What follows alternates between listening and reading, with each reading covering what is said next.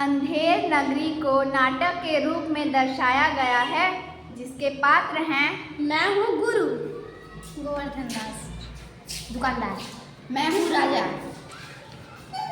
मैं हूँ बकरी का मालिक, मैं हूँ कारीगर, मैं हूँ मिस्त्री, मैं हूँ सिपाही। अंधेर नगरी, चौपट राजा, टका शेर भाजी, टका शेर खाजा। भीड़ भरे बाजार से गुजरते एक गुरु और उसके शिष्य के कान में जब यह आवाज पड़ी तो उनके आश्चर्य का ठिकाना न रहा। शिष्य का नाम था गोवर्धन दास। उससे न रहा गया। उसने एक दुकानदार से पूछा, भाई, ये लोग जो कुछ कह रहे हैं क्या वह सच है? हाँ, बिल्कुल सच है। यहाँ सभी चीजें टका शेर बिकती हैं, दुकानदार ने उत्तर दिया। सभी वस्तुएं टका शेर? गोवर्धन दास ने मन ही मन सोचा और पूछा, क्या बादाम, काजू, दूध, घी, मक्खन, मेवे, मिठाई भी? जी हाँ, चाहे कुछ भी खरीदे, सब कुछ टका शेर मिलता है यहाँ, दुकानदार ने जवाब दिया। गुरुजी, हमें इसी नगरी में कुछ दिन रहना चाहिए। देखिए ना, सभी चीजें टका शेर हैं। यहाँ थोड़े से पैसे में भी अच्छी तरह निर्वाह हो सकता है। गोवर्धन दास ने अपने गुरु से कहा, बेटा, जहाँ सभी वस्तुओं का भाव एक जैसा हो, ऐसी जगह ठहरना उचित नहीं। लेकिन क्यों गुरुजी? बेटा, लगता है इस नगरी के राजा की बुद्धि का दिवाला निकल गया है।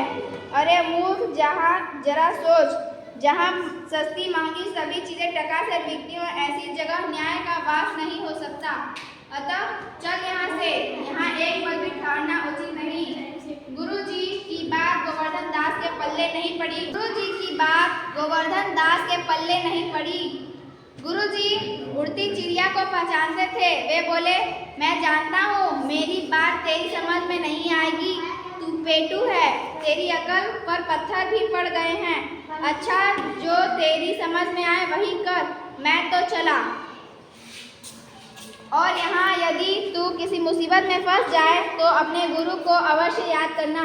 इतना कहकर गुरुजी चल दिए। गोवर्धन अंधेर नगरी में चैन की बंसी बजाने लगा। सब चीजें टका शेर तो मिलती ही थी। खा खाकर खूब मोटिया गया। कभी कभी उसे अपने गुरु की याद आती तो गुरुजी भी यहाँ रह जाते तो कितना अच्छा होता। वे तो कहते थे कि यह अंधेर नगरी है, यहाँ रहना ठीक नहीं है, पर यहाँ तो सब तरह की मौज है। एक दिन गोवर्धन दास ने एक स्थान पर लोगों की भीड़ लगी देखी। उत्सुकतावश वह भी उस ओर गया और भीड़ में खड़े एक व्यक्ति से पूछा, भाई, क्या बात है, यह भीड़ क्यों लगी है? एक आदमी के मकान की दीवार गिर गई थी, जिसके नीचे उसके पड़ोसी की बकरी दबकर मर गई है। चौपट राजा के सिपाही मकान के मालिक को पकड़ कर ले गए। उस व्यक्ति ने उत्तर दिया, मकान का मालिक हाजिर है। सिपाही ने राजा से कहा, अच्छा, तो तुम ही हो जिसके मकान के नीचे दबकर तुम्हारे पड़ोसी की बकरी मर गई? चौपट राजा ने क्रोधपूर्वक पूछा, तुम्हें इसकी सख्त सजा मिलेगी। पर महाराज, इसमें मेरा क्या कोई कसूर नहीं है। तो फिर किसका कसूर है? कसूर उस कारीगर का है जिसने कच्ची दीवार बनाई। तो ठीक है, हम तुम्हें छोड़ते हैं। हमारे सामने उस दीवार को बनाने वाले कारीगर को पेश किया जाए। थोड़ी देर में सिपाही कारीगर को पकड़ कर ले आए। कारीगर ने दीवार के गिरने में उस भिष्टी का कसूर लगाया जिसके दीवार चीरने में प्रयोग किए जाने वाले मसाले में ज्यादा पानी मिला दिया। चौपट राजा ने कारीगर को छोड़ दिया और भिष्टी को पकड़ कर लाने का हुक्म दिया। थोड़ी ही देर में भिष्टी भी पेश कर दिया गया। वह बोला, हुजूर, इसमें मेरा कोई कसूर नहीं है। मशक बनाने वाले ने मुझे इतनी बड़ी मशक दे दी कि उसमें ज्यादा पानी आ गया। अब मशक बनाने वाला बुलाया गया। देर बाद मशक बनाने वाले को बुलाया गया। वह भी पूरा घंटाल था। उसने गड़रिये की शिकायत की और कहा, गड़रिये ने मुझे मोटी भेड़ दी थी जिसकी खाल से बड़ी मशक बन गई। न मुझे वह मोटी भेड़ देता न मशक बड़ी बनती। चौपट राजा ने अब गड़रिये को पकड़कर लाने का हुक्म दिया। थोड़ी देर बाद गड़रिये को बुलाया गया। गड़रिये ने भी कच्ची गोलियां नहीं खेली थी। वह बोला, हुजूर, सारा कसूर आपके कोतवाल का है। वह कैसे? चौपट राजा ने पूछा। सरकार, वे अपने घोड़े पर चढ़े आ रहे थे। मैं उनसे डर गया और मैंने घबराहट में मोटी भेड़ मशक वाले को दे दी। गड़रिया बोला, कोतवाल को फौरन पकड़ कर लाओ। चौपट राजा ने अपने सिपाहियों से कहा। थोड़ी ही देर बाद कोतवाल को पकड़कर लाया गया। चौपट राजा ने उसकी एक न सुनी और उसे फांसी पर चढ़ाने का हुक्म दिया। सिपाही कोतवाल को पकड़कर फांसी देने ले गए। थोड़ी ही देर में एक सिपाही कोतवाल को पकड़कर फांसी देने ले गए। थोड़ी देर में दरबार में आया।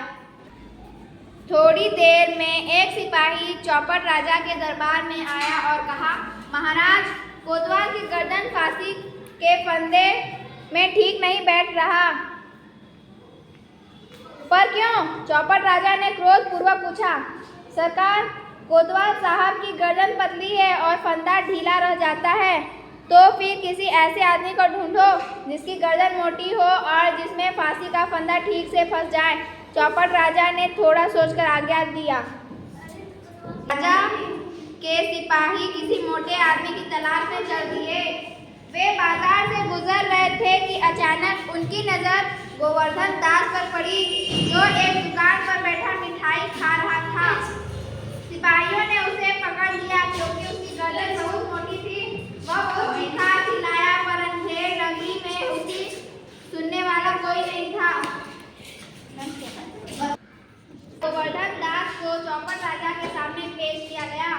राजा ने उसे देखते ही कहा, ठीक है, इसकी गर्दन मोटी है, इसे ही फांसी पर लटका दो। गोवर्धन दास को गुरु जी की बात याद आ गई। उन्होंने चलते समय कहा था, किसी मुसीबत में फंसने पर मुझे याद कर लेना। उसने चौपट राजा से प्रार्थना की, हुजूर, मैं फांसी पर चढ़ने के लिए तैयार हूँ, पर मरने से पहले मैं अपने गुरु के दर्शन करना चाहता हूँ। चौपट राजा ने गोवर्धन दास के गुरु को ढूंढकर लाने का हुक्म दिया और कहा, इसे ले जाओ और इसके गुरु से मिलाने के बाद इसे फांसी पर चढ़ा देना। चौपट राजा के सिपाही गोवर्धन दास के गुरु को ढूंढ कर ले आए। चौपट राजा के सिपाही गोवर्धन दास के गुरु को ढूंढ कर ले आए। वे समझ गए कि दाल में अवश्य कुछ काला है। उन्हें जिस बात की आशंका थी वही हुई।